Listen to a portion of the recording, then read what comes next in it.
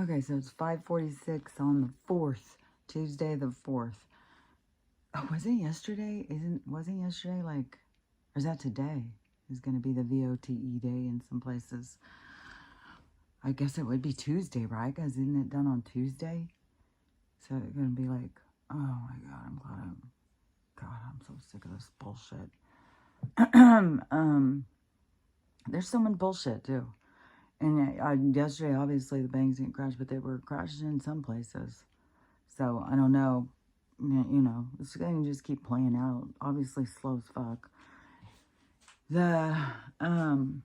I just had this guy comment. It's like, sometimes it's just like, what is your point? What is it? You're just looking for conversation? You're just looking, like, what?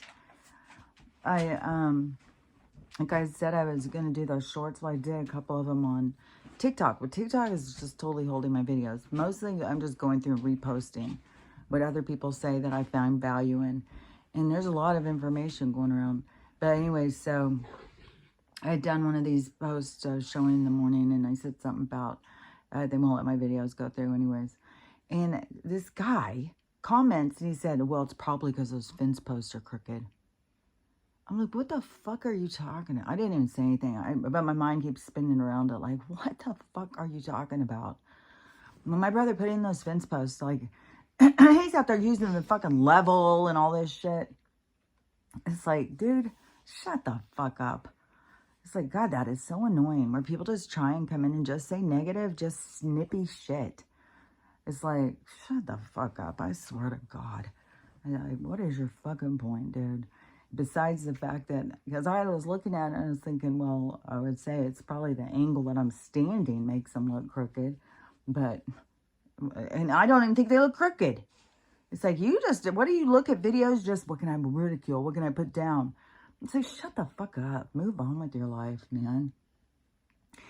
And I don't know if I had mentioned this the other day, but I saw it 2 times a day. My chest is so much better. It's crazy. I can't even believe how bad it hurt the other day. And then how it's like, fuck. See, you just got to ride this shit out. And it was tempting. There was a temptation there to go to the ER or something. But look at, you ride it out. It gets better. So, and I don't want to say that to, you got to figure your own stuff out. Because I could go and say that and then somebody ignore like heart attack symptoms or blood clot symptoms or something like that. So I'm not saying that. You have to figure, you know, to me, it was like how I got hurt, you know, pounding something. So obviously a muscle tear or something, or pulling it off of my ribs or something weird like that. Stretching it. Like it was like the same thing when you twist your ankle. And so even though it was giving me things where it was making it hard to breathe and stuff, I still knew like it wasn't something more serious. So that's where you got to, you know, use your brain and think of like what's going on, when did it start, how did it start, why did it start, and pay attention to that stuff because there's serious stuff going on with people. So, but there's just, you know, when you get into natural stuff, there's just, I just saw a pharmacy tech and he was talking about like it's so hard at his work that seeing what people come in. I've been in there before and been behind somebody who's having to pay like $900 for his meds and shit like that. But he said people are coming in, you know, they need their insulin and stuff like that, and it's 3 times the price that they thought it was going to be. Stuff is whacked out. And what makes me sad is like there's a lot of that stuff that you can be working on with regular like herbs and plants and shit, and they just redirect people and then they just cause more breakage. So it's just frustrating. But this other video that I had seen the other day, so this woman, she was talking about, she was at the gym, Gold's Gym, and she was in there and she was naked. She just got out of the shower. She's over there by her locker or whatever, drying off or whatever. And she looks over and there's a man standing there, dig out and everything. But he's got earrings on and some mascara or something. And so she starts freaking the fuck out. Like, what the fuck are you doing in here? And he's like, I'm allowed to be in here. And so then it starts a ruckus. The gym starts taking away her. So they're going to remove her and take away her membership. So she's getting completely kicked out of Gold's Gym. And so she goes out and creates a big old ruckus in that area, I guess, where they probably drink smoothies or some drinks like that or something. And she's like hollering, there is full-grown men and with big old dicks in the women's bathroom while you're naked. You guys need to know. And they're kicking me out and all this. And then there's a whole confrontation with the guy. And then he just sashays into the women's bathroom again. And it is like, what needs to be done at this point, because this is ludicrous, is that these places are going to have this be, and these people are going to push this. There needs to be a third bathroom. They need to have a trans bathroom. It's absurd. It is absurd that any man, like, he doesn't have to prove that he's not a perv or anything. He can just come in and say he identifies as a woman. Doesn't matter if he doesn't have boobs, if he's still swinging a dick, he can still say, well, I feel like I'm a woman. And then he can go in the women's bathroom and sit and watch them all change clothes and stuff. It's like, that's some bullshit. That's some literal bullshit. And then who knows? Is he videotaping? Like, what in the perv is going on? And, you know, if it was a guy who was, you know, like half transitioned or something, and, you know, but why wouldn't he stay, like, in his own private little area, like in the shower, then go into his locker room thing? Because they have, like, what are those, like, stalls in most of the bathrooms. They have, like, in the gym, there's some stalls for people who are not open to just, like, letting everybody see him naked. And so why wouldn't he be going in there to change and stuff? And this guy didn't look girly at all. I mean, he looked like a guy who just had some hanging earrings on. And so, anyways, it's just absurd. It's just more ludicrous shit. And I'm just thinking, they really have got to do something different. To just be like, men can just go into women's, that whole thing about women's spaces not being safe and stuff, like, yeah, that's some bullshit at this point. Like, you just keep letting them go in. It's like there's naked women standing there that are not thinking that there's men in there. And these men, any man can just say whatever and go into the women's bathroom. It's just free for all. Just do what you want. It's like, that's bullshit. They don't protect women any more than they protect kids, though. So it's all a bunch of fucking bullshit, man. But let me think, because there was, oh, it was like last night, these dreams. Oh my God. I think, no wonder I'm fucking tired when I get up. I'm fucking busy all fucking night. It was insane. This one dream was God, it was so long. I was so glad to get woke up from it. And when I got woke up from it, I was like, God, I was glad. Because then I was like, okay, I'm going into a different dream. I'm not going back there. And I don't know if this is one of those spaces where people talk about where everybody goes. Because it was crowded as fuck. So fucking crowded. And I don't remember. Oh, okay. Yeah, so I had this, like, motley crew. So it was me and these two guys. And they were, I don't know. They were not somebody you would think would be protecting you. So they were, I don't know. One was, like, kind of short and round. And the other one was, like, goofy. I don't know. They weren't, they were just like, it was like a motley crew. I don't know what else to say. And so, for some reason, we were going up against this gang to steal this police car. And they had taken this police car. I don't know, I have any idea why we wanted this police car back. We weren't police. But it was like we had to go get this police car back. So we're going through all this stuff. Like, this is long and drawn out. And so it's like the police car's in this garage, like a, you know, like an automotive kind of garage, like a place where they work on cars and stuff. Like, So they go and they pull it in. And so then then they go someplace, and they're a tough gang. They're scary. And so they go somewhere. And then we sneak in and we get in the car and we start trying to take off. Well, they come running out. This is just like a movie. They come running out and I'm driving and we're trying to take off with this car. And I don't remember like all this stuff, but we end up, I don't know if I wrecked the car or we had to jump out and run because they were too close. I don't remember what happened, but so we are running and we run into this place and like there was an entry.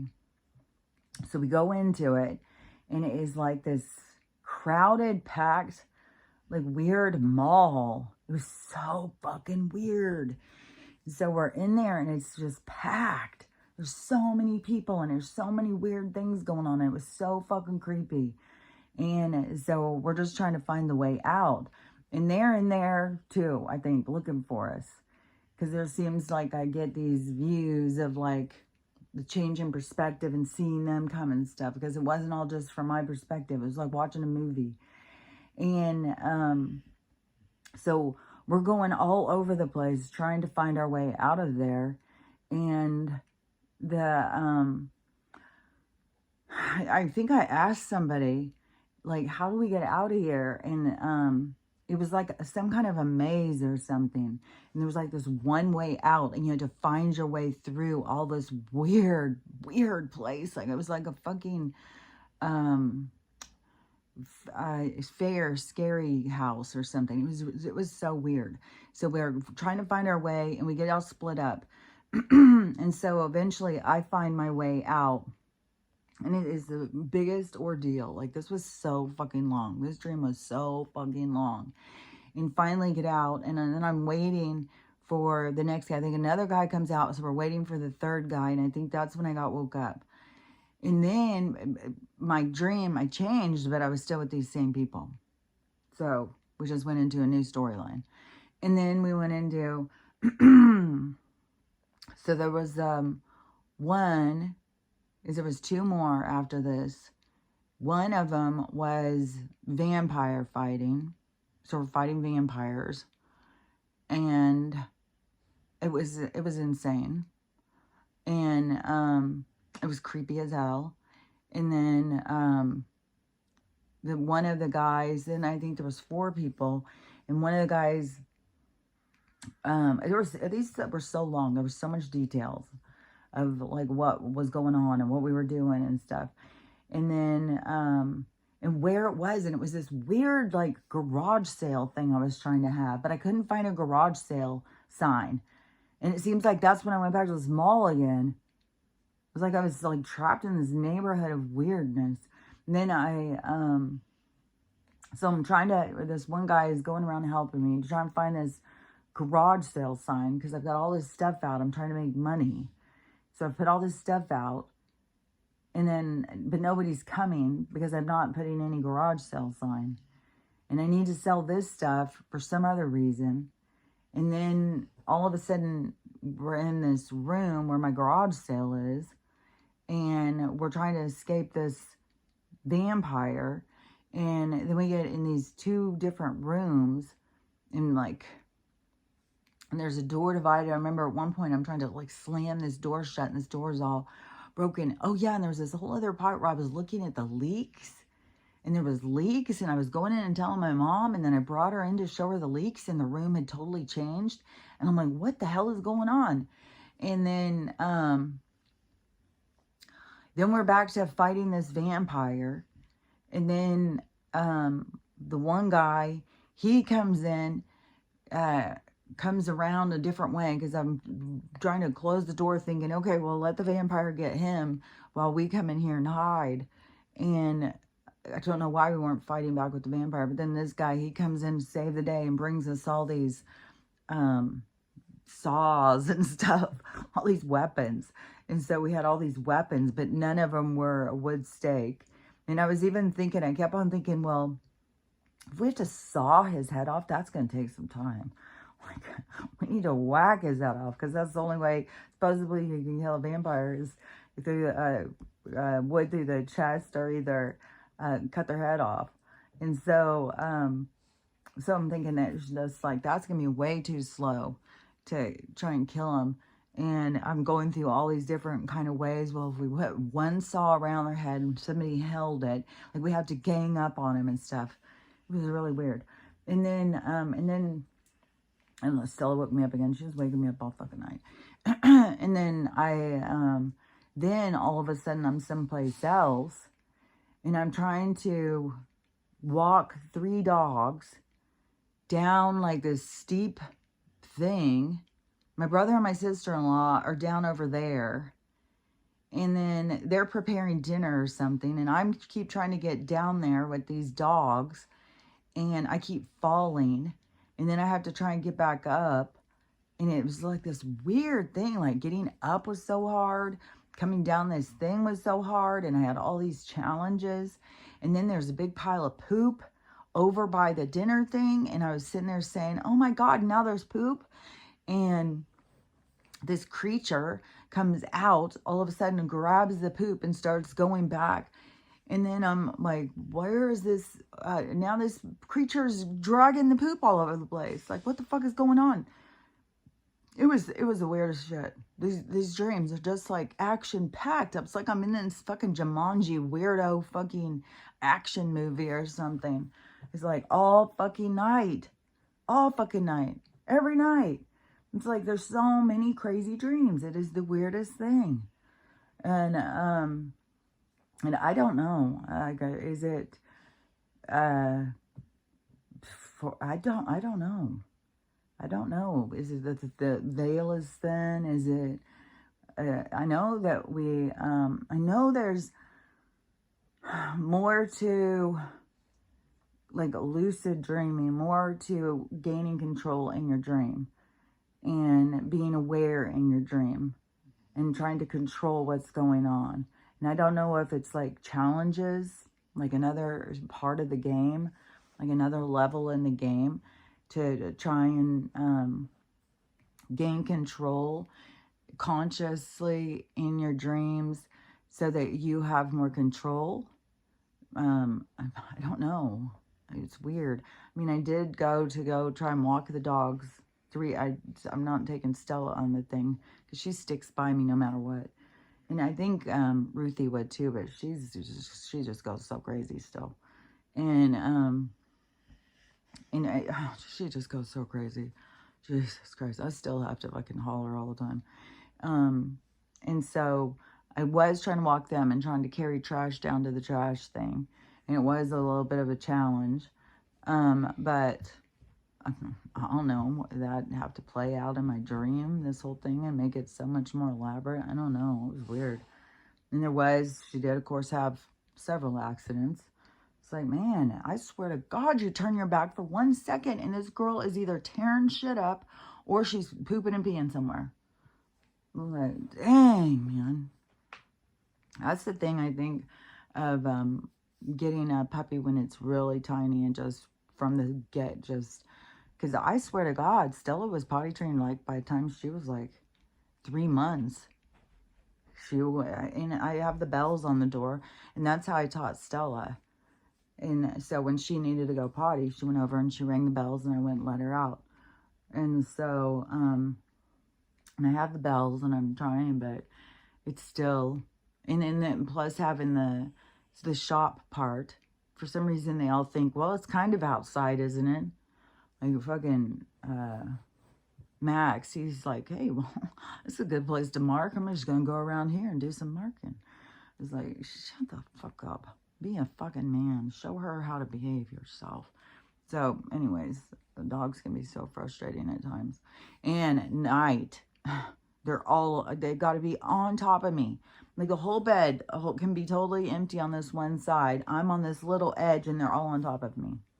It's like, oh my God. So no wonder I'm not sleeping good. It's like, it's intense. So anyways, that whole fucking thing.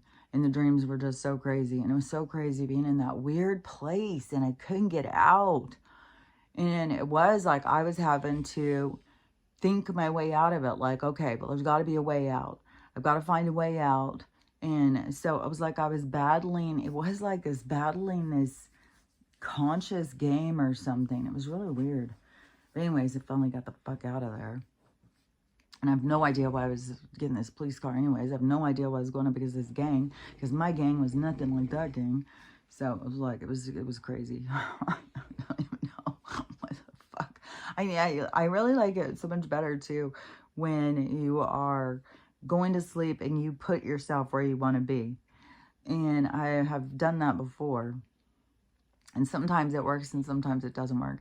But I just heard this guy, I don't know, some scientist or something. It was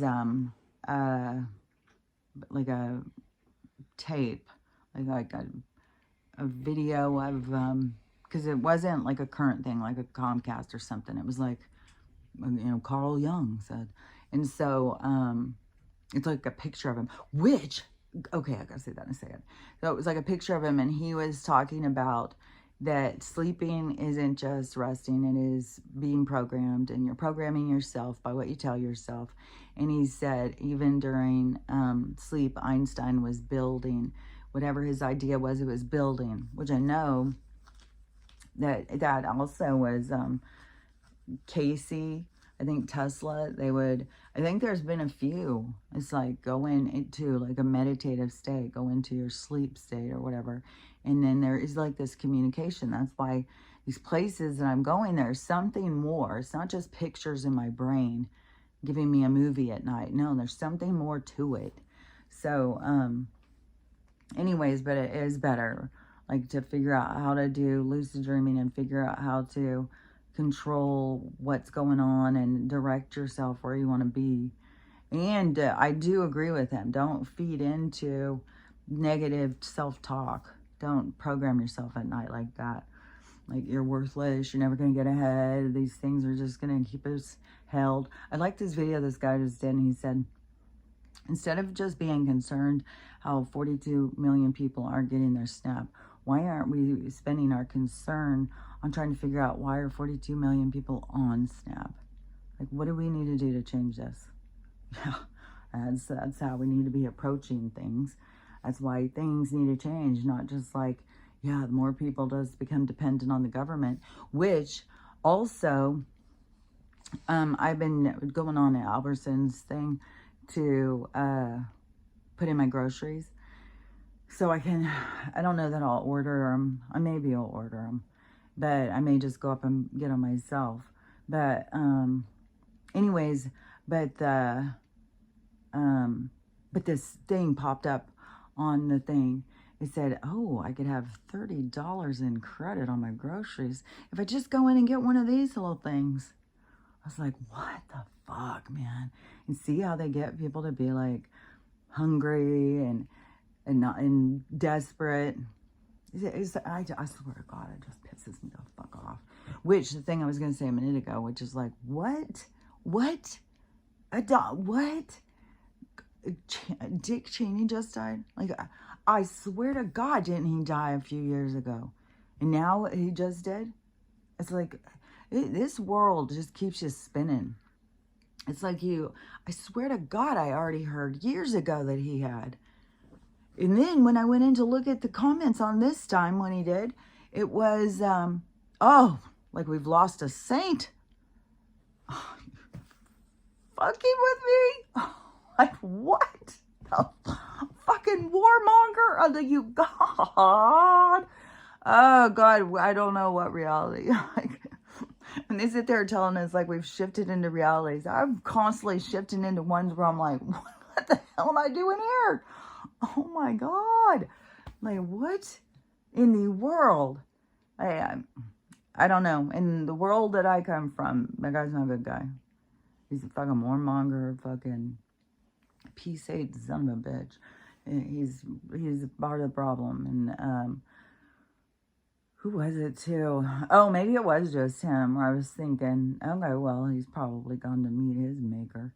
He's probably gone into the squad is what was really his issue. So, I don't know. I don't know. This world is just so insane. It's so full of bullshit.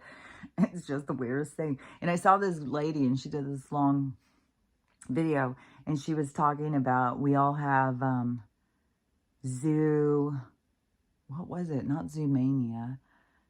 It's this zoo, I can't think of what it was called. But it's what happens to zoo animals when they don't live their natural habitat. They just become kind of like arbitrary. They become kind of like they don't give a shit. It's what makes sense. What matters here? Like they just get cut off kind of from their natural instincts and stuff. Like just change and they become kind of depressed and like what's the point of this? And so she has all these people doing these clips of the people like, what are we doing here? Why are we here? What are we doing? Why do we keep doing the same stuff? And how did how life changed so much and all of this, all of these stuff. It was a long video. And but the thing is that it really was kind of catching my attention too was because when I was a kid and these beings have been talking to me since I was a kid, but that was one thing that they showed me is like we are in this zoo. I don't remember how they showed me, but I was like, oh, I could see that we were in this zoo, like we're being watched all the time. And then I knew like we were in a science experiment and stuff, but I just didn't know the degree of all of this stuff. But there were certain things that I knew. Like I knew we were being watched all the time. And it always is kind of fascinating to me because it was one time when or not one time, but it would be every time that I would always feel like, oh, we're really being watched all the time. Is always when I would be standing washing dishes and, you know, typically your sink is in front of a window. So you're standing there washing dishes and it always feels like someone's on the other side of the window just watching you. That's how it always felt to me. I always felt like just being watched. And there's been lots of times when I've gone around feeling like, you know, somebody's watching me all the time.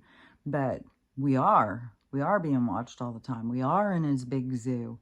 And so now we have reached this point in our conscious state of not wanting to be just in this zoo. Before we were just like playing a part. But that's the part of the awakening is the realization that you want something different. You want something more. But, and then, but you are the one who has to go towards it. That's the thing, is you have to make steps, which is another thing too. I had seen somebody saying, like there's been a lot of talk about intuition. And so there was one girl and she was talking about some weird story and she followed her intuition. Oh, I remember. So she pulls up at the grocery store and she's just sitting there. And she's like, man, I don't want to go in yet because I know somebody's about to hit my car. So I'm just going to sit here because I know somebody's going to hit my car. And so she said within 5 minutes, somebody hit her car. And so she was saying that about following intuition and about how following intuition, a lot of times people sit there and say, you caused it, you created it, you made it happen.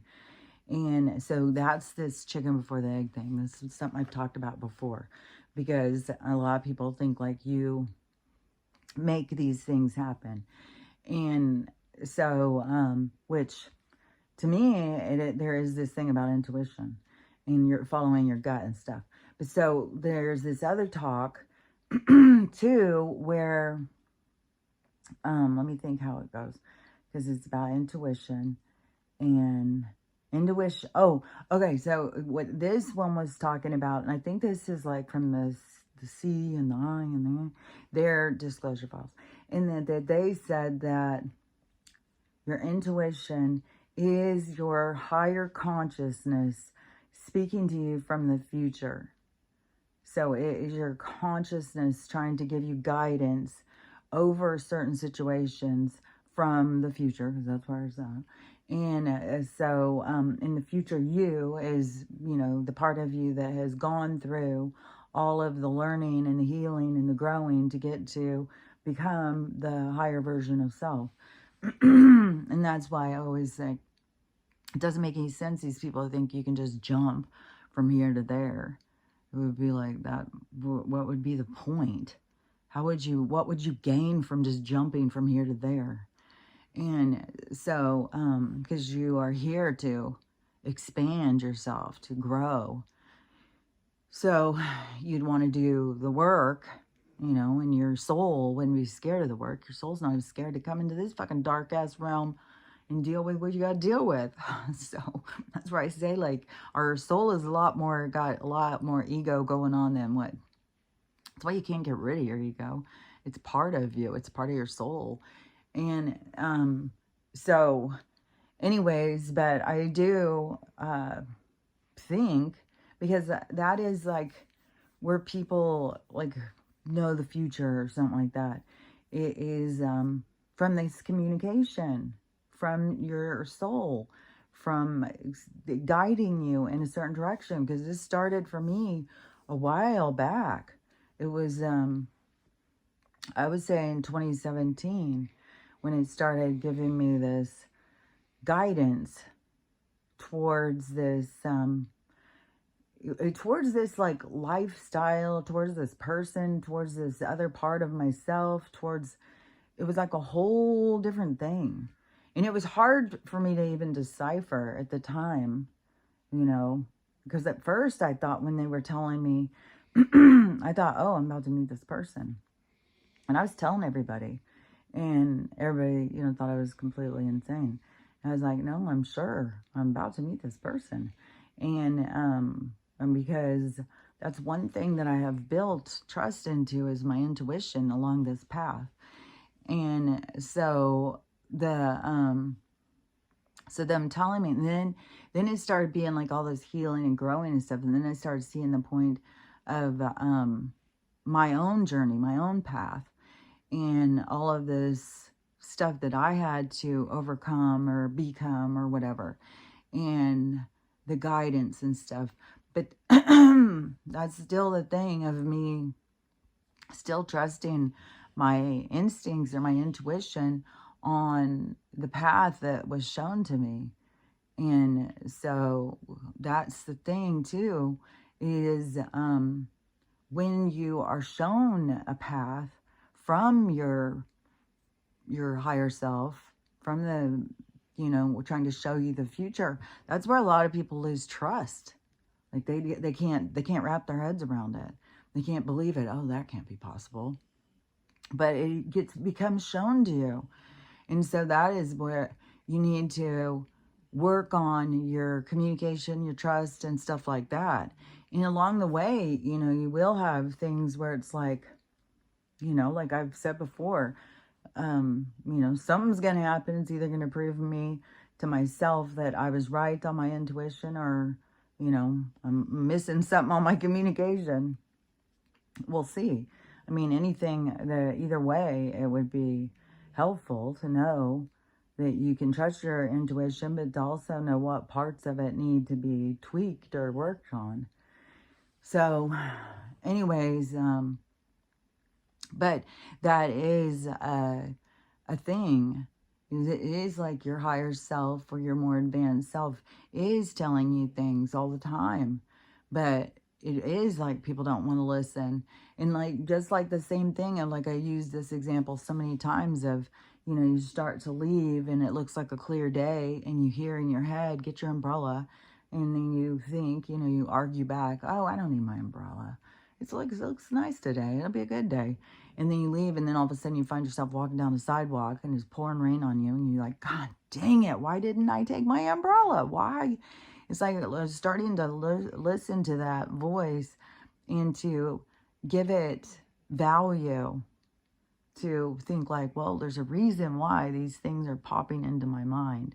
And I think that's where people start getting the label of being psychic and stuff, because they start to value that communication and they start to listen. And so then they can tap into that communication at different levels. So it is, I think it's important to realize like that's real. That is real. It was, I want to say, it is real. It's weird that that's what they've named that place. It is real. It's so weird. So anyways, none of it is. Oh, yesterday too, is because now it's like I see the light coming through again, and it would be, but yesterday when I was like, it shouldn't be even light for like 45 more minutes or something, but it was light. So I don't know. It's weird because they don't do daylight savings time, but then it was light because it was being light at 8 o'clock in the morning before. Now all of a sudden it's 7 o'clock in the morning and it's being light. So I don't know. Everything is weird to me. Everything is weird. So, anyways, but your intuition is a part of you. Your higher self is a part of you. The spiritual world is the real world. This world is not real. And so many people get caught up in this trap and they think that this is real and everything matters that doesn't matter. And that is the part of the awakening where people start really contemplating what does matter and what doesn't matter and what's the right way to live and what's the wrong way to live. And which I still, especially as the money thing drags on, I still just keep thinking, man, this disaster has got, I just feel like it's just is looming over us, like it's getting so close. Something big is going to happen. And it is also weird is like, I keep having this really excited feeling. Not excited for a bunch of people to die or something, but something good is coming. It's like something good is coming. And I don't know if something good is coming for every single person, but I feel like something good is coming. And I kind of feel like it's, like I had said before, when this flip happens, is it all goes together. And so if it's the disasters that cause the flip and the humanity's state of consciousness of what they prioritize and connecting to what's real and stuff. And so and then there's been people who've been working on it all along, which those of you who have been on this journey with me, I would say you guys are in that group that have really been focusing on the real challenges of self rather than just all of the chaos and the drama that's going on, which is so much. And so, and even when you get, pulled into it and just, it's like pulling in, pulling out, don't get stuck. That's the thing. Yeah, things can draw your attention and be like, but don't get stuck to where you start having an emotional attachment. Let go of stuff. And so I would say, most of you guys are more in that kind of, more of that awareness or that understanding. And so I would say probably a lot of you guys are something when it flips, there's going to be a bunch of good stuff. There's going to be a bunch of good stuff that are going to happen to people. But the people where it's going to seem like a lot of bad stuff is happening, it's because they haven't been paying attention. It's not like, it's not, I mean, there's going to be bad, when you consider death and trauma and disasters and stuff like that as bad things. Yeah, it's going to be some bad stuff of what we consider. But then when you go into the spiritual understanding of things, and it's like, well, none of that's real. That's all fake.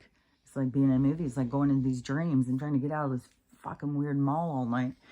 But so it's not a real thing. But the people who are trapped in here believing it's real, see, then that's a part of the shift. And so it's going to hurt. Like they're going to go through trauma. They're going to feel bad and stuff.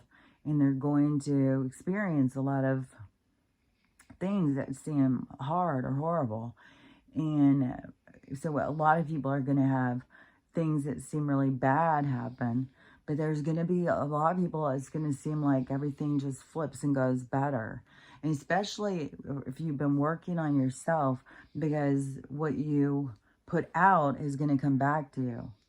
So a lot of things, whatever you've been working on and trying to accomplish, if it's making your relationships better, whatever it is, things are going to flip more in that direction, because it is what you've been putting your energy into is going to come back to you. But that's where it's going to be a lot of hard. It's going to be hard for a lot of people. It's going to be painful because they don't realize like that they're what they're putting energy into. But it's also going to become like the focus where they're going to see it more clearly. So it's going to be a good thing in the long run, but it's going to be hard when they're dealing with it. But anyways, I feel like that for a lot of us, there's going to be some good. And I don't know if it's going to be money, if it's going to be living arrangements, if it's going to be relationships, if it's going to be, new opportunities becoming available. But I can feel like this, and I've felt it for a while. I know I've talked about it months ago, but where it feels kind of like Christmas is coming, like this excitement of what's coming. I wonder what's under the tree, and so it feels like this excitement. But there's also this looming thing of knowing that this bad thing's going to happen, but also knowing that when bad things happen, good things come out of it. And so, in not getting caught up in that, because when you start getting caught up in the bad things happening, then you're overriding what the system is, and you are taking it too serious. And this world isn't what we think it is. And so it is like being in a game and then taking it real serious. Like when you're not doing well in the game and you're like getting pissed off at everybody. So you got to, go with the flow. In which is so crazy too, because my daughter is supposed to be going to Thailand this weekend, and it stresses me out when they're all going to all these places. And so she's supposed to be going to Thailand this weekend for 2 weeks. And then all I have seen is video after video after video of these disaster things happening at the airports. So apparently, because there's federal workers at the airport, that nobody's getting paid. So nobody's going to work. So nobody's showing up. So, but people keep on wanting to go travel. So all these flights are being canceled. There's no hotels. People are just stuck at airports. The planes are stuck on the tarmac. That there's even beyond there not being anybody to give direction to the traffic, is the systems keep glitching or going down. And so some kind of interference is happening as well. So I don't know. I don't know what's going to happen this week or this weekend. I don't know if they're going to get a flight out from one place and then get stuck in another place. Whatever it is, it's their story. It's their adventure. And one thing, though, to me, is if I were to go, is they're having all sorts of problems in Texas at that airport. A whole bunch of them, but all the airports in Texas are having issues. And so if I were to, go to see my brother and then get stuck there, I said this each time I went. I told my mom, if shit goes down, guaranteed I'm on my way back. I said, I will go rent a car and I'll be driving back. I'm not sitting around at no fucking airport. And so, anyways, that's what I would do. If I was going someplace, I'll probably tell my daughter too before she goes, don't forget, if you get stuck at an airport, and because a lot of people just keep staying, but they're not giving new flights and stuff. So it's a big fucking mess. But everything in America was going to fall apart. And everybody who kept trying to just keep going as life's the same, we're just going to live like life's the same, it was going to blow up. Because what the energy you're putting out is going to come back to you. And so, but you can't get people to see that until they experience it. Like I can try and tell them, and it's like, I sound like I'm crazy. So, but I can see it. I mean, I've seen it for a long time. That's why I'm on here talking about it. And so, and then obviously some of you guys can see it, because then you're looking for somebody to give you confirmation over what you're experiencing. So there is some of us who see, but then the people who aren't here to see, then they are here to experience what it is. So it's their storyline. So you can't tell somebody and get people to see things before they're supposed to see them. Which this was also another one of these fascinating kind of stories is, so this guy, and he said he's a nurse, and he was on his way to work, and he was driving, and he just passed the place where he normally parked, but he was listening to his Jesus music and gospel music or whatever he called it. And so I still have this, but there is like nonstop out there, just going to town in the skies. So so, and I'm telling you, this is changing colors. I swear to God, this is getting darker and darker. So, anyways, I'm really paying attention to this. And that's going to be so cool. Because it kept seeming like, why is it keep being so stuck? Is it always going to be like this?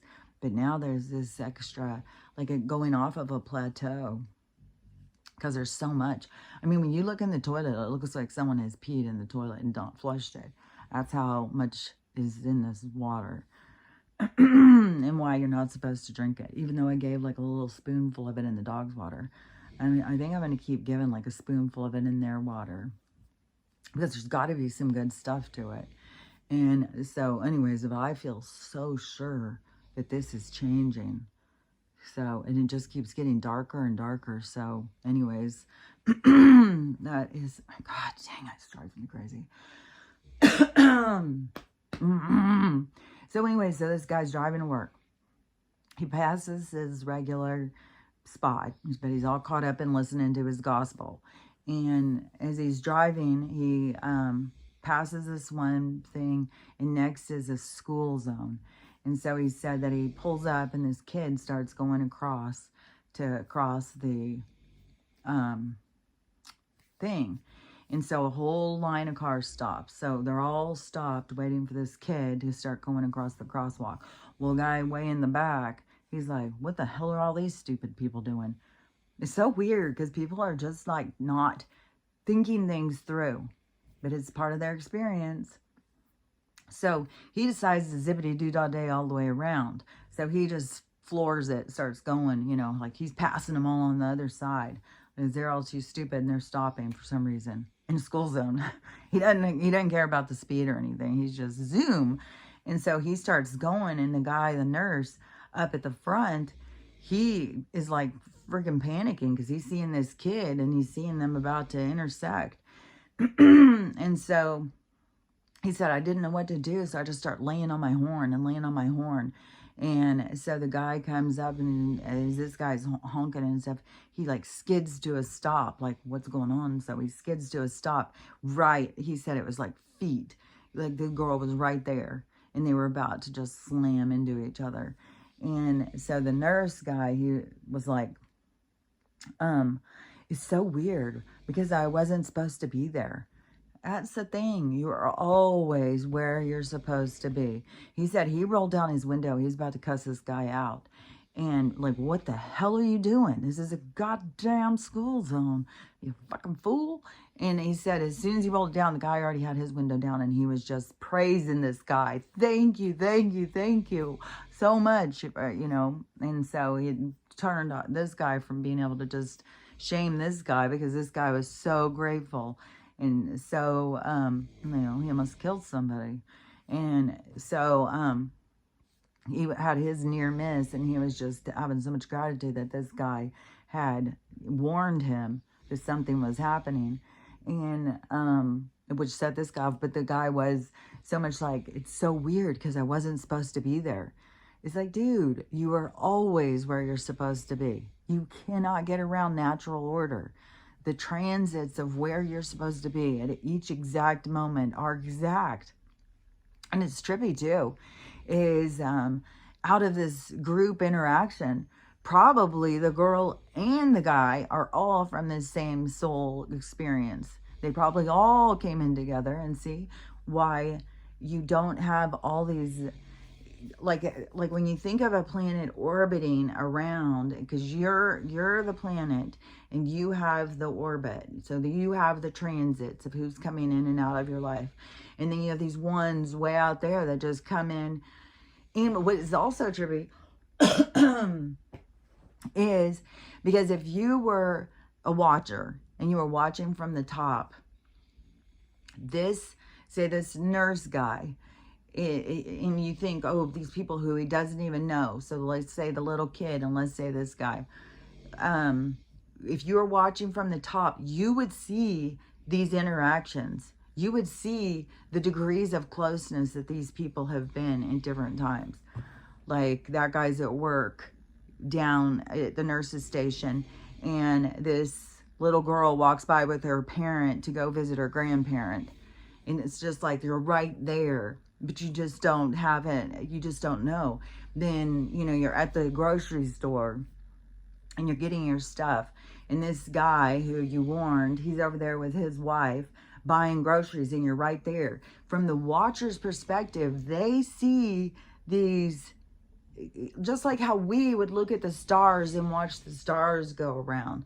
It's like we are zoomed in, like we are the stars, and they're zoomed in on what, like a thing playing out, an interaction playing out between the stars. Because to me, we are the stars. The stars are the orbs. And we are, that's what we really are. And so and the watcher, so when we sit back and we look up at the stars, what are these, whatever, what does it all mean? And there's all these transits and stuff happening, and they try and tell us, oh, it's out in space. But it's on this other level, as these realms of realities. And so when they're up there looking down on us, they're seeing how close that we are to each other all the time. Where we think, you know, we've never met this person, this is our first time to ever interact with them or something. It's not like that. It's so weird. And even this person who became into my, let's say, my astral awareness, because it's another level, because it's not in the physical. And so they became into this other awareness. But once I had found that out, then there started be I had come to realize, like, I think they just call it the degree. Like, we're all 6 degrees away from each other or something. And then when I realized, like, oh, at this point in time, they were 1 degree away. At this point in time, they were 1 degree away. At this point in time, they were 1 degree away. And so that's the thing. And even when you're just driving down the street, you can be driving right next to each other and then turn 2 different ways. Because your interaction happens only when your interaction is supposed to happen. And so you can't change time. You can't change natural order. The natural order exists, and it is what creates everything to go precisely at its moment in time for every single transit, every single orbit that goes around you. So anyways, I just think that that's so fascinating. And it's like this other level of consciousness where people are like, well, I wasn't even supposed to be there. Well, I wasn't supposed to live. Well, I wasn't supposed to do this. No, you're going to do exactly what you're supposed to do. That's the natural order of things. It has a set thing. That's where you come into fate and destiny. It's set. There's no going around it.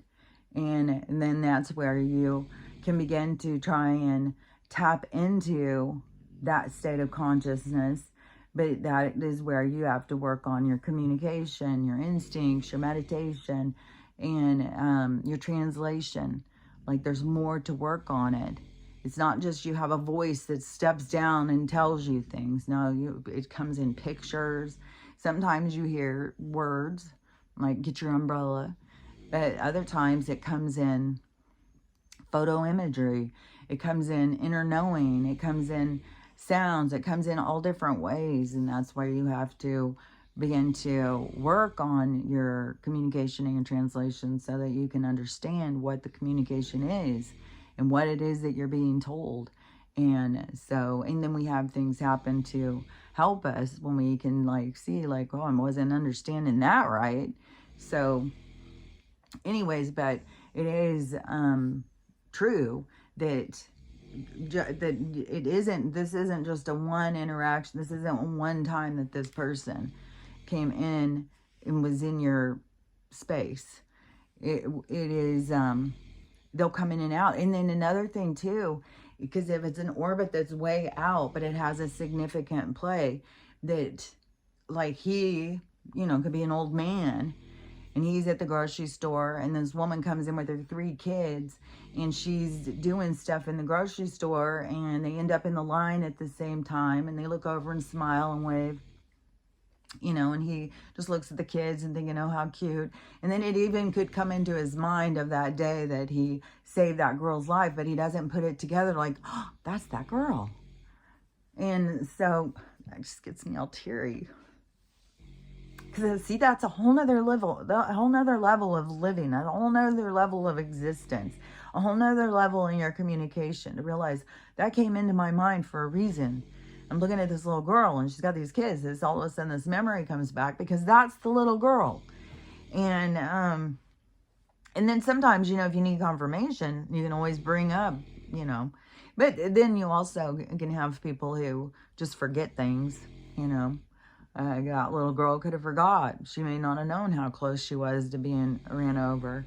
And, but anyways, but the more that we get tapped into that communication, and the more that we realize, like, no, somebody who came in, these things that seem insignificant do hold significance. These are people who are destined to cross your path. You are never someplace where you're not supposed to be. It's impossible. You're always where you're supposed to be. And it's an illusion of the sense of control that you think you have over things when you think that you are putting yourself somewhere where you're not supposed to be. You're doing something you're not supposed to do. No, even when people are doing things that seem like perverted and weird and creepy. And wish I just saw this one. So there's a whole bunch of stuff going down in SUDAN, which there always has been in some of these places. It's been horrific, but people have just ignored it and stuff. But they got all caught up in the GAZA, and so it's really bad in this SUDAN. And then in these places, I'm not sure if this is where this happened, but this is supposedly, but could be AI generated because there's so much of that stuff. But this marketplace, and a little girl who was 5, her dad decided, you know, he needed some release. And so he took her in the back and was, you know, having his way. And somehow the other shop women realized what was going on, and they all went together and they ended his business. They ended him. They just stopped it. They stopped it for good. And probably adopted the little girl, took her on. And so, and there's also another story of a guy who, he's being charged. So he had his brother, and it is Spanish last name, or Hispanic, or whatever, Latin, I don't know, some last name. And so he took his daughter to his brother, and he was supposed to watch her. And I don't remember how old she was, 6 or something like that. And he was supposed to babysit her or something. So the guy goes and he does his business, whatever he had to do. And then he comes back to get his daughter. And his daughter is acting weird. And she's got all this blood. So he's like, what's going on? And I think he took her to the hospital or something and found out. And she told him. And so he goes over to his brother's, knocks on the door. The brother answers the door, just takes him out. Then he just beats him. Then he ties him up. Then he tortures him. And after that, then he pieced him out into pieces. And this guy just didn't stop. This was his own brother. And now he's being charged with what he's done. But a lot of people are like, well, You know, this is the moral dilemma that we all face. And this is the thing where we sit there and think, well, I would never do that. I would never do this. I would never do that. Well, if you're faced with certain things, how do you know? How do you know what you would do? Unless you're faced with these certain situations. You don't know what comes up in you. You don't know. And this is what reincarnation's all about, is going into these experiences, because you see, the universe sees, we all see these different parts of ourselves come out in different situations. And so that's why we need to step back on our judgment, because it is really, you know, when they say it's between you and God, it is between you and God. But God isn't the sense of a man up in clouds who's watching over and with his anger and his judgment. No, it's your higher self, and it doesn't look at you with judgment. It is just a watching. But then you, it's you who judges yourself. And so it's you who has to understand. That's why you'll go through all the different perspectives. So that is, but that is what this whole like arena, this whole game is about, is going in and having these different experiences, because you see these different sides of yourself. You see these different parts of yourself. And so that's the whole sense of, you know, not judging somebody unless you've walked in their shoes. You don't know what someone's experienced unless you've walked in their shoes. And don't throw rocks at glass houses when you live in your own, however those little stories go. But that's what it is all about, is because you don't know what you would do unless you're in the situation. So to sit there and say what you think that this person should do, maybe it's like, well, I'd probably do what they did too. But so you have a lot of that right now. A lot of people will be like, you know, I'd probably do that too. Is it really bad? I don't know. So it's like this, everything is like this, redesigning our moral compass, redesigning our value system and stuff. And to see, you know, like what we would do, what we wouldn't do, and watching all of these things play out. And so that's why you don't want to go into this judgment of like, they shouldn't have done that. They should have just not done that. They should have let the police handle it. Well, the police probably hire him. So it's like, you know, I mean, they're going down like fucking hotcakes, man. They're flipping all over the place. Like, there's so many people being arrested. There's fucking politicians being arrested, judges, like everything. They're all going down because of the system allowance. Like, they allowed them to be pervs, and so they jumped on board, and they're all involved in a lot of really bad stuff, and they're going down with it. But there is a lot of things still going with this money thing, and it seems like that with the reserve of the Fed and the banking system, the X and the R and the P, there's all these different words. I mean, there's the Ripple, there's the Swift, there's a whole bunch of different stuff of things to like watch for, and they keep being out there. They keep being things going on with them. So stuff is going on with this money thing. And but see how it does change your viewpoint, your perspective, when you start really questioning, but why are so many people this poor? Why are so many people on the system? And then to realize what the system is all about is about control. And then to get you in a situation to where, you know, well, we'll give you a little bit of this and that. We'll give you a little food. You just got to take a couple of these. It's no big deal. It's like, we're just going to watch you be sick, and we're going to study you while you're sick because we got to get more efficient. So, yeah, it's fucking shenanigans. But but anyways, but the more that, you know, the humans wake up and start saying, no, we're not going to do that. We're not going to do this. We don't need this. We don't need that. And there's a whole huge movement of people like, just stop paying everything. Stop paying these people. We got to stop. We got to stop. Well, I already had that wave come over me years ago where I couldn't do it. I couldn't do it. I could not sit there and write them checks, even though it was at risk of what was going to happen. But look, even when it happened, I've still been taken care of. I've still been protected. So that's the thing that you got to learn to trust. And if it ends up, you know, that you're on the streets with a lap blanket, whatever they're called, that is to push you into a direction, you know, like, you know, maybe it is that you need to go. I mean, there is some churches that are there that really do have their heart in the right place. Not every single one, not every single Christian is a bad person. They're being misled, they're being tricked, but that is a hideout or hiding place. Just like the same thing with the Blues with the J, and when they started realizing that they were a hiding place for the Z's. So they had to come into the realization that there was bad people using them to hide behind. And so that's just the way it is out there. So, you know, because all of the intentions for a lot of people for church is to go and worship and to really sing to the Lord and be praised and happy and really try and live their life in a pure sense. But then there's other ones who it's a facade. They can hide behind that, and they can be corrupted and be hateful and evil, and nobody questions them because they go to the church.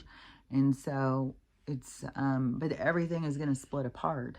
Like the ones that are really pure of heart and really trying to live like really are into the, you know, the holy life, then those ones will split off from the other ones. That's why there's so much being exposed in that corrupted kind of lifestyle right now. Like certain pastors are being exposed for their greed, and certain people in the churches and stuff being exposed for their corruption and perversion and stuff. So it's all the splitting apart, and you have to witness it in order to say, oh, I'm not a part of that business. But there is some places that really do have their heart in the right place.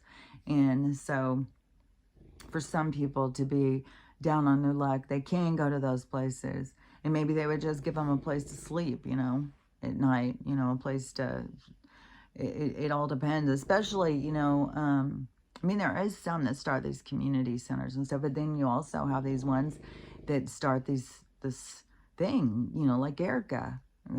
Well, I'm going to start a place for the runaways and the orphans and stuff to go. Oh, okay. Yeah. Nah, I don't think so, sister. So, so that's the thing, is where they hide behind it. That's the whole thing about Oprah. You know, when she started that over there in Africa, everybody's like, oh my God, what a saint. She's so wonderful. She's starting this whole thing over there to save these poor girls. And then those poor girls start going missing and stuff. And, you know, that's the thing, is like they know who's not going to, you can take a certain group of kids, the throwaways, and nobody's going to ask questions. And you can just use them up and spit them out and dump their ashes in Vegas. So that's the thing that is where, I don't know, it's like you got to have awareness or something and see. But yeah, all these ones that start these foundations and stuff like that, it's, you know, it's not all what it's cracked up to be. But that still doesn't mean that every single one has gone out there and tried to do something good. Like if they had a bunch of money and they tried to do something good with it, that not every single one had evil intentions. That's where everything comes from, your heart. It comes from your intention.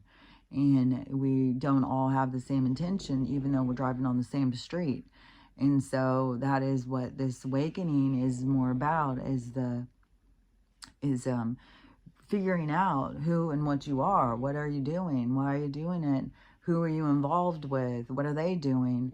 And then realizing how much of life is a distraction to keep you from sitting and contemplating, to looking deeper into things, keeping you on the surface. and keeping you, and that's the struggle of insecurity, staying so much on the surface, you know, just like what I was talking about yesterday with them changing trends and stuff. And then this was like a breath of fresh air, really, because I just was saying that yesterday.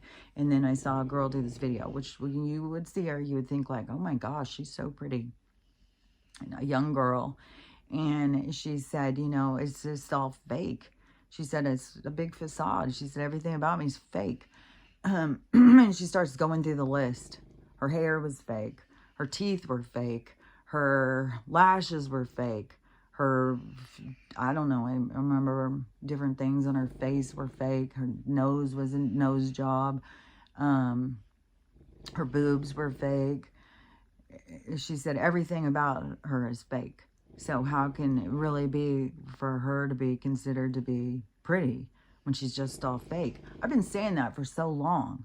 That is like, how are we considering things that are all surgically enhanced as being the desire, as being like, that's our ultimate right there.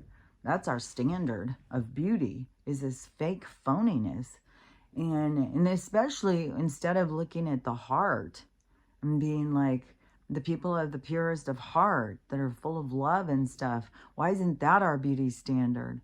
Why is it the more surgery you have and the better that you look like this fake person, which there's so many more videos now of guys talking about how unattractive this fake look is. And they all start looking the same, this generic look, and they all are chasing it.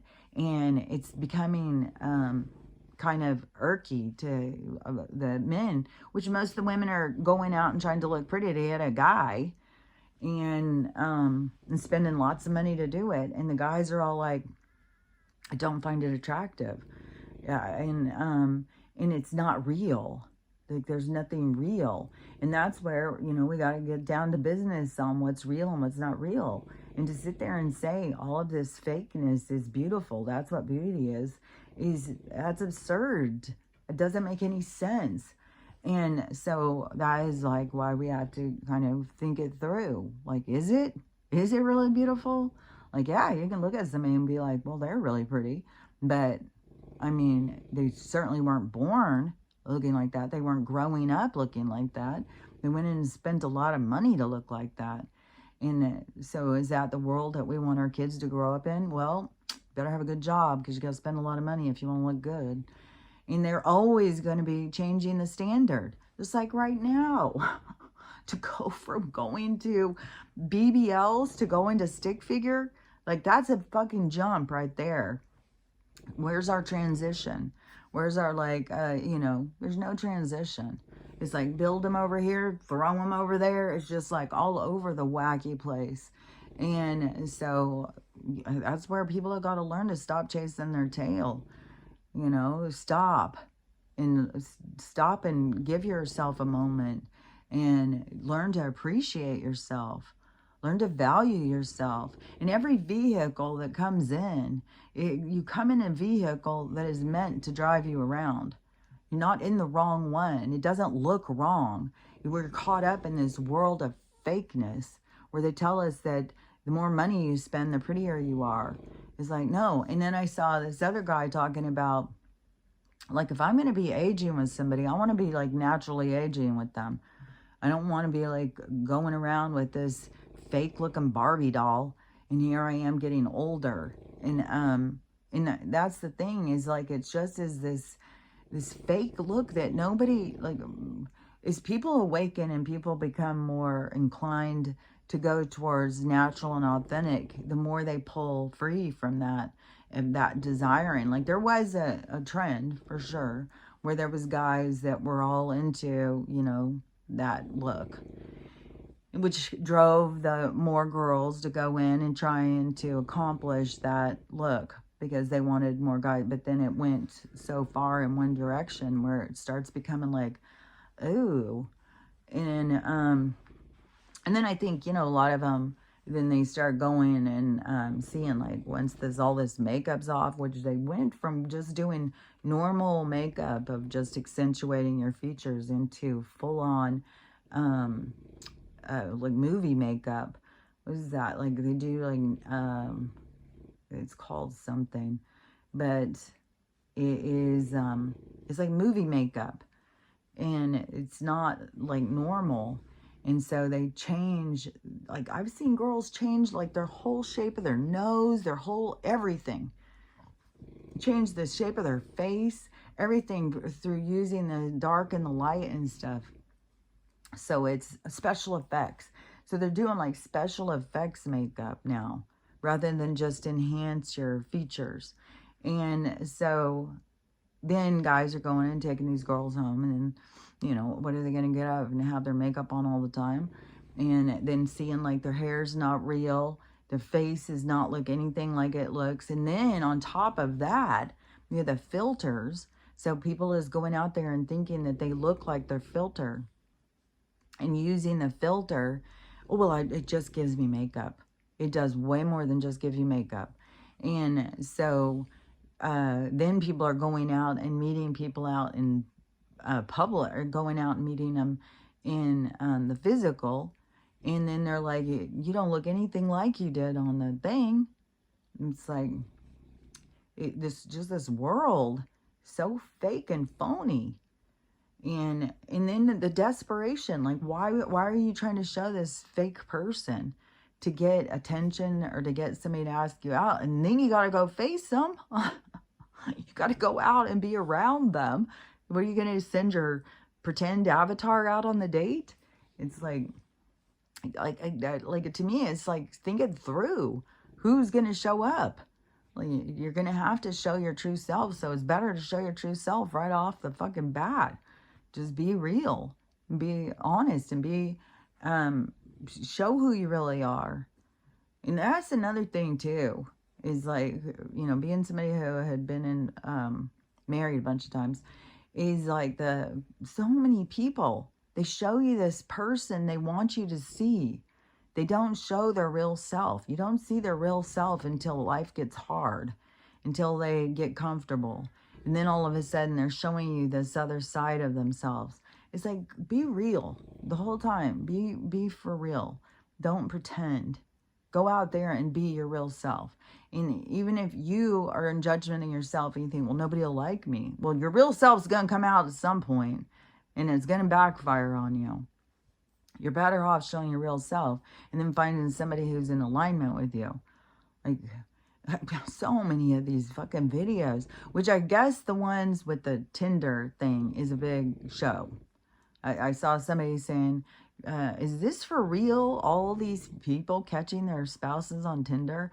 And then in the comments, people were saying, no, it's fake, that it's some kind of, like a commercial or something for this new website to catch your partner or something. So, because it was extreme. It was like, what? How many of these people are out here doing this? But I know that there really is people who are not being real in their relationships. And they are going out and sleeping around and doing things. But it's like they're always looking for something better. And but when, see, when you go into the relationship and show your true self, then if these people don't, you know, appreciate you or whatever, then there will be somebody, like these guys who go out and they go out and get these girls. It's really super pretty girls. Even who knows if they're fake or what. But so they'll go out and they'll get them. And then, you know, like, why, what is the challenge? Like, so you think that they are pretty beyond your wildest dreams. So you pretend to be somebody you're not in order to get them. And then once you've got them, then you just go in your room and sit and play video games. You don't want to spend time with them. You don't want, and then especially when you are focused on just trying to get the person and you're not really getting to know them, then you find them a big disappointment because they aren't what you thought they were going to be anyways. And all you really wanted to do is sleep with them. It's like everything is just so backwards and upside down. And when you are going out and you are finding people, like, because it's the individual who is judging themselves too. like you are not being somebody who you want to date. So you're pretending to be somebody that they'd want to date. And then once it's all said and done, then all of a sudden you come out of your shell. And then you're mad that they don't appreciate you. And but when you are going out and being your true self, and then you are being around people who are like you, then you get to decide, hey, is this what I want to be? Is this who I want to be? And so it's up to you. Like, do I want to do better? Do I really think like somebody wants to sit and be with me when I just sit and play video games all day long? Is that much? What am I offering out here? Very self-indulgent and very self-absorbed. So, is there room for anybody else? And so, there's all these opportunities to see yourself, but when you're pretending, that's a big problem in our world. It's just this pretending, not being real, and trying to be something that you're not. And I don't know.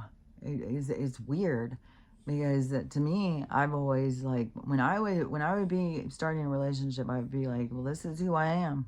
I'm not pretending to be somebody I'm not, because I think that's weird.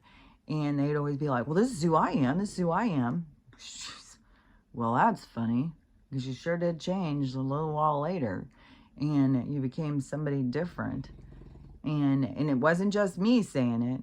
It was everybody around all saying, like, well, it was very different before. So there's a lot of people, and I don't even know, are they completely lost from themselves? Like, if you are a fucking money thieving, alcoholic, drugged out, just going out looking for somebody to have sex with every fucking night, like, show it from the start. Like, just show yourself, reveal yourself.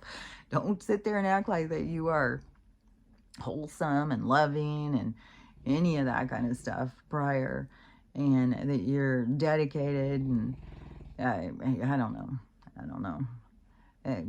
We just have a society that's all freaking messed up. And then I do know too that some people overlook. They don't really want to get to know you. They just want to bag you up and keep you to themselves. And they don't really want to know who you are at your core. And then anytime you try and show it, it just creates disappointment. It's like, hey, you're not playing into the fantasy here. We all just have to get a lot more real. What are we out there trying to do? What are we out there trying to get? Who are we trying to get? Why are we trying to get them? And but the more real that you are, the more you will find yourself in the same kind of group. And then that's when you can look around at the group and see, like, is this the group I want to be in? Is this who I really am? Am I, can I do better than this? Because it's you who is the one who is the one at the table creating the blueprint. It's you who is designing you. So you're the one who's in charge. But you have to realize that you can do better. You don't have to stay broken. You don't have to just stay playing through your same, what are those called? Your same cycles and stuff. You can break free from the cycles. You can, it's like you become programmed from the life that you are living as a child. But it also, don't forget that it's not just that one life. It has to do with the past lives too. It has to do with what you're here to learn. And so that is going to, like, set the pace. But then once you start to realize that you can heal from that stuff, you don't have to stay stuck. You don't have to stay a product of your environment. And that's what plays into this whole victim mentality. And that's a huge one that humanity has to break free from, because there are so many people stuck. Well, this is what happened to me when I was a kid. So, what am I going to do? This is what the doctor said I was. So what am I going to do? I'm just stuck here. It's like, no, you're not stuck. That's a sense of consciousness. That's a state of consciousness to feel like that you're stuck. You can't do anything. It's up to you to make the changes that you want to make. And then always reevaluate and look around you, you know, around the people who are gravitated towards you, the people that are your crowd, and be like, you know, is this my crowd? Is this where I want to stay? Or is there something better? Is there something more? Which direction do I want to go? And then, you know, get in touch with your higher self, communicate and see, you know, because they'll guide you where it is you're supposed to go. And along the path, they'll help you to understand the things and the cycles and the programs and stuff that you're breaking through, and what you have to break through to get to that other side, to get to where you want to go. But that's where a lot of people are stuck, is that they don't realize that they can become better. They can create the life they want.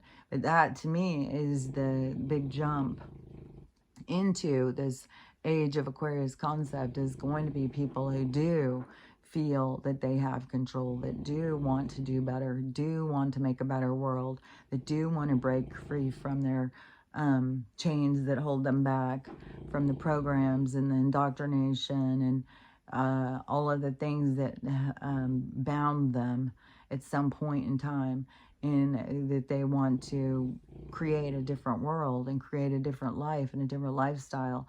That, to me, that drive is what is the creation of the new world. And so it's the people who internally carry that code that they want to break free. The other people who don't carry that code, they're here to learn from the situations that are going on in order to expand their thinking or their perspective. Because like I've been saying, everything is through their perspective. And you have to see things from a lot of different perspectives to really understand one little thing. And so, like, I don't think there's like a zillion lessons out there. I think there's a zillion different ways to learn 2 or 3 lessons. And so, most of the lessons are, you know, to come into this state of mind of compassion and empathy, forgiveness, loving, unity, acceptance, and to break free from things that are binding, like revenge and anger and hate, division. All of those things are the things we're breaking free from. And then we go through all these different perspectives of learning in order to actually make those steps. And that's why I've said I don't understand this jumping, because how do you jump over all the steps? And how would your higher self become its highest version of itself if it didn't take the steps? And why are you trying to jump over the steps and take advantage of, you know, it just doesn't work that way to me. So anyways, but, you know, I'm open. If I'm going to, you know, see something different than what I've seen before and understand it on a different perspective, then I'm open to it. We'll see. There's going to be more and more that's going to continue being revealed to us. And it's not just that the world is a shitty place that we need to make changes if we want it to be different, but also the more of the availability of different states of consciousness and the abilities that we have to take things and go in a direction that we want to go in. Even though it's like you're going on your best timeline, you were always going to take that step when you take it. So you're never too late to the story. You're always right where you're supposed to be when you're supposed to be there. So just don't get caught up in all of that. I'm so stupid. I should have done this. I should have done that. Why didn't I do this? Why didn't I do that? You can spend time trying to question it, trying to understand it, but don't get stuck there, because that's just going to hold you back. And everything is like the waves come in, the waves go out. You got to ride these waves. You got to ride them in and out. You got to ride it just like everything has natural order. And so if you are, you know, stuck and the wave comes in and you're stuck, you're going deeper in the sand, and the wave goes out and you're still stuck in the sand. So you don't want to stay stuck. And that's why you got to learn how to forgive yourself. And that's a big part of learning how to love yourself. So you gotta learn how to forgive yourself, learn how to love yourself, learn how to love everybody else, and learn how to have the day you want to have, because that's what we're here to learn about, I think. So and that's what we're gonna do to create a new world. So anyways, now it's Tuesday, so we'll see what this day brings. I mean, they can still crash out any day, you know. And who knows if we really do have all of these people in all these cities to try and stop the chaos and stuff. Who knows? I don't know. There's so much just nonsense going around. I see different things. I just go past. I'm like, we'll see. We'll see. We'll see. We'll see what happens. We'll see what happens. So yeah, that's all we can do. We'll see what happens. So we'll see what happens, and we'll talk about it tomorrow. So I'll talk to you later. Bye.